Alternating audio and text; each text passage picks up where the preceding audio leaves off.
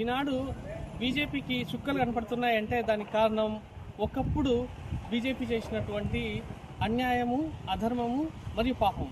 ఏ విధంగా అంటే ఒక నిజాయితీ పరుణ్ణి, ప్రజానాయకుడిని అన్యాయంగాను అధర్మంగాను జిమ్మిక్కులు చేసి తన ప్రభుత్వాన్ని పడగొట్టాలనే చెడు ఉద్దేశంతో అడ్డమైన కేసుల్లో ఇరికించి అతని చేత కంటి తడి పెట్టేలా చేసినటువంటి బీజేపీకి ఇప్పుడు చక్కని గుణపాఠం తెలియవచ్చింది. నేను ఎవరి గురించి మాట్లాడుతున్నానంటే అప్పటి ఢిల్లీ సీఎం అయినటువంటి अरविंद केजरीवाल గారి గురించి. आम आदमी पार्टी को खत्म करने के लिए आम आदमी पार्टी के सबसे बड़े 5 नेताओं को जेल में डाल दिया गया। यहां तक कि सिटिंग चीफ मिनिस्टर, जो आज तक भारत के इतिहास में कभी नहीं हुआ, सिटिंग चीफ मिनिस्टर को उसके घर से घसीटकर जेल में डाला गया और 6 महीने तक जेल में रखा गया। हमारे उप मुख्यमंत्री मनीष सिसोदिया जी, उनको लगभग 2 साल तक जेल में रखा गया। पूरा का पूरा फर्जी केस था। हमारे ऊपर कीचड़ फेंका गया।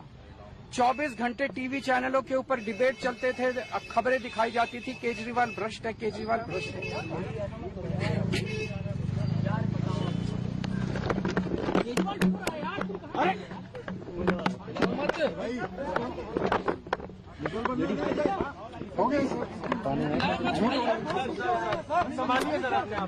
గారిని ఎంత అన్యాయంగా ఏడిపించారో, కాకపోతే కోర్టు కూడా అతను నిర్దోషి అని చెప్పేసి క్లీన్ చిట్ ఇచ్చిందండి. మరి అరవింద్ కేజ్రీవాల్ గారు గాజులు తొడుక్కొని ఇంట్లో కూర్చున్నారా అంటే అలా ఏం లేదండి. బీజేపీకి చుక్కలు చుక్కలు చుక్కలు చూపించాడు ఆయన.